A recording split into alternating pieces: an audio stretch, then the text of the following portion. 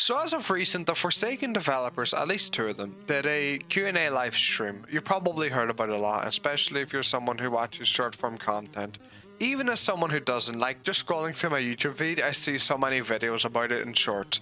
So you're most certainly heard of it, at least.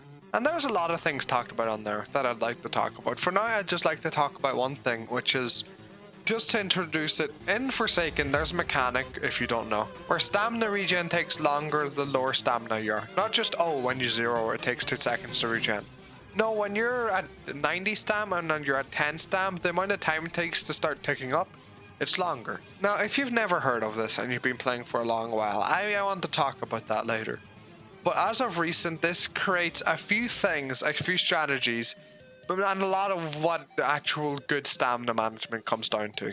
As I talked about in my guide on how to win at Forsaken in 6 minutes, regenerating stamina early in a chase is usually the best way to make sure you have enough distance to not be like destroyed by the killer. And when it does sound simple at first, just regen 10 stamina at the start of a chase, it actually is pretty complicated when you get into it. You have to be able to gauge distance as well, how fast the killer moves, what abilities they have off cooldown, a lot of things.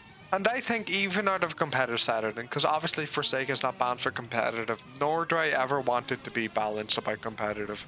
Again, I made a video on that too. No, this isn't far from much, just to say I understand this. But overall, when you come to understand it, it's a very interesting and fun mechanic to play around with. That's very rewarding to learn and understand. Now this is where the stream comes in. Let me just play the clip for you.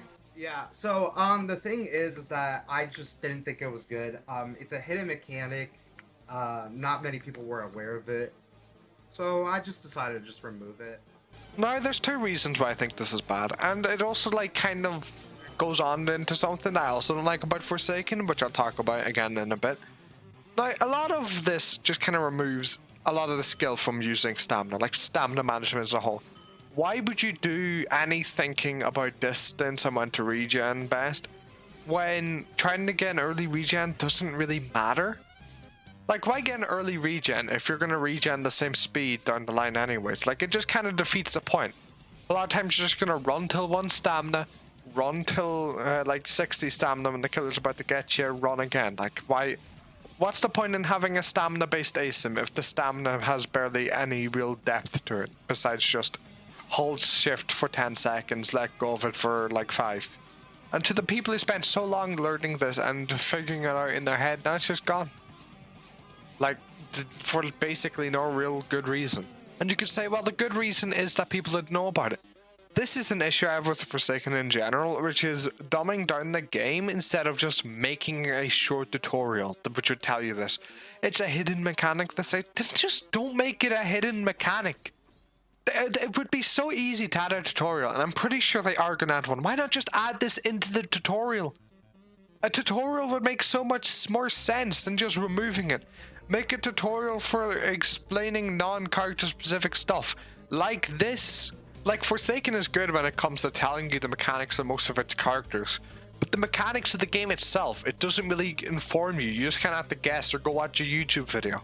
Like, this is a really fun mechanic to learn and play with, in my opinion, but like, you don't know about it unless someone tells you. In majority of cases, you might think, maybe that's faster, but you might not check, and then you never know. The issue is in the mechanic itself. It's fun, it's skillful, it doesn't hurt the game, like, at all, but instead, they just remove it because they didn't tell you about it. Another thing this changes for the game is it's just more survivor-sided with this. The killer is going to end up catching up slower because of this overall, because you have more stamina to go around. Now yes, killer as of the moment does also have this mechanic, but killers have more stamina, they have all that to balance it out. That's why the survivors need to interact with the mechanic more to make sure they have more stamina overall. Regen while the killer's still running while it's going to regen fast to try balance out you and the killer's stamina. After this, there's not going to be a real incentive to not want to regen at the lowest point possible. You're just going to be waiting longer if you regen 2 times instead of 1 time. Why would you do that? Die of Death stamina style is like so fucking boring, bro. And again, it doesn't honestly give you a massive advantage over people. It's just a micro improvement that you can do. No one helps you even more than something like this stamina management. Pathing. Pathing well helps you a lot more than this. there's no real good reason I can find to remove this mechanic besides just being lazy. Or being ignorant and thinking this is the reason there's a skill gap in the game, because it's really not. It's just frustrating to see the game remove a mechanic that's not hurting anyone. It adds more depth to stamina management. It actually makes stamina management a real thing. Just because it's quote-unquote hidden. And that's their fault. No, my mechanic is hidden! No! And add a tutorial.